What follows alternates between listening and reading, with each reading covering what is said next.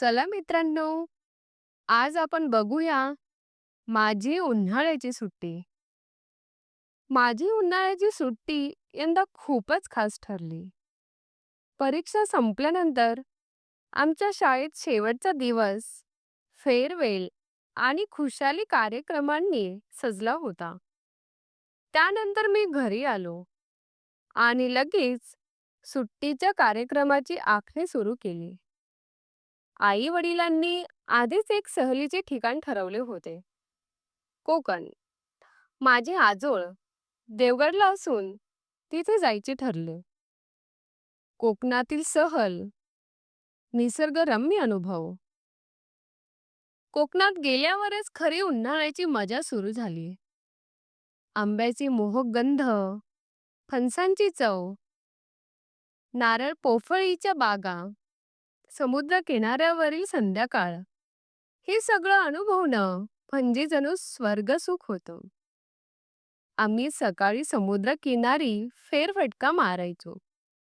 दुपारी आजीचे चविष्ट जेवण आणि संध्याकाळी गावात फिरणे हा आमचा दिनक्रम ठरला होता.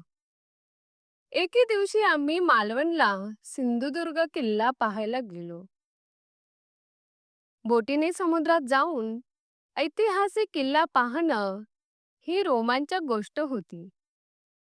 किल्ल्यावरील वीर शिवाजी महाराजांच्या आठवणी, आ त्यांची दूरदृष्टी आणि शौर्य यामुळे मला प्रेरणा मिळाली. आजोळच्या निवांत वातावरणात मला खूप गोष्टी शिकायला मिळाल्या. जसे की निसर्गाशी मैत्री करणे, स्थानिक माणसांचा आदर आणि गावातील साधेपणात असलेलं सुख. छंदांना वेळ देणं व्यक्तिमत्व विकासाचं साधन. सहलीहून परतल्यावर मी सुट्टीचा उरलेला काळ स्वतःच्या छंदांना दिला. मला चित्रकला आणि कथा लिहिण्याची आवड आहे. मी रोज सकाळी एक नवीन चित्र रंगवायचो. झाडं, प्राणी, निसर्ग, गावाचं वातावरण हे सगळं मी रंगांमध्ये उतरवायचो.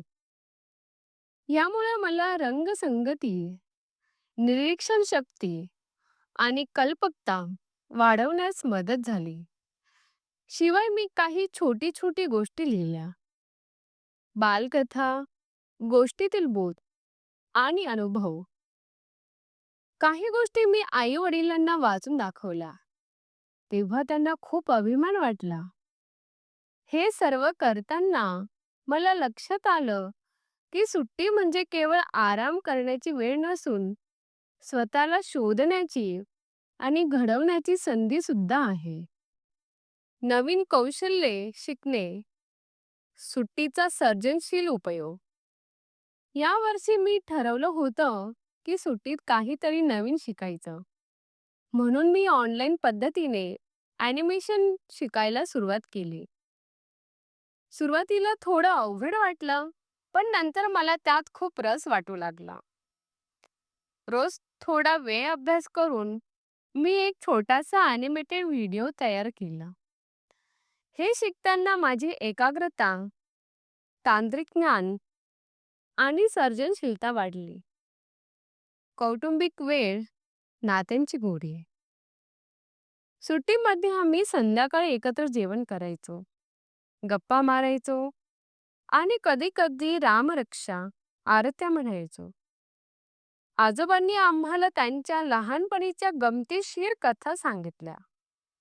त्या कथांमधून आम्हाला संस्कार, परिश्रमाचं महत्त्व आणि आदर्श जीवनाचं तत्त्व समजलं. या वेळेत मी माझ्या लहान भावाला आणि बहिणीला अभ्यासात मदत केली. त्यांच्यासोबत खेळणं, गोष्टी सांगणं यातून एक वेगळंच समाधान मिळालं. कुटुंबासोबत वेळ घालवताना मला खरं सुख काय असतं याची जाणीव झाली. वाचनाची सवय, ज्ञानाची गंगा. मी सुट्टीत मराठी आणि इंग्रजी पुस्तकं वाचण्याचा संकल्प केला होता.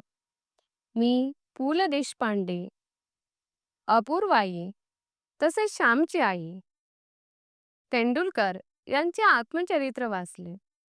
अशा पुस्तकांनी माझं विचारविश्व समृद्ध केलं. कल्पनाशक्तीला बळ मिळालं आणि मराठी भाषेवरही पकडही सुधारली. शेवटची आठवण. पुन्हा शाळेच्या वाटेवर. सुट्टी संपताना जरा हुरहुर वाटली. पण त्याच वेळी खूप छान आठवणी, अनुभव आणि शिकवण घेऊन मी परत आलो. मला वाटतं की प्रत्येक विद्यार्थ्यानं सुट्टीचा उपयोग असा करावा की ज्यातून मजा तर मिळेलच, पण स्वतःमध्ये काहीतरी नवीन घडवता येईल. निष्कर्ष.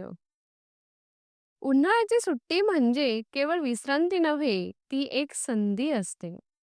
अनुभवांची, शिकवणीची आणि स्वतःला समजून घेण्याची. ही सुट्टी मी आयुष्यभर विसरू शकणार नाही.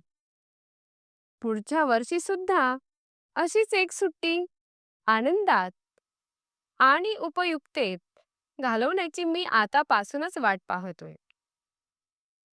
जर तुम्हाला आमचे व्हिडिओ आवडले असतील, तर कृपया लाईक आणि सबस्क्राईब करा. पुढील निबंध कोणता हवा आहे ते कमेंटमध्ये कळवा. धन्यवाद.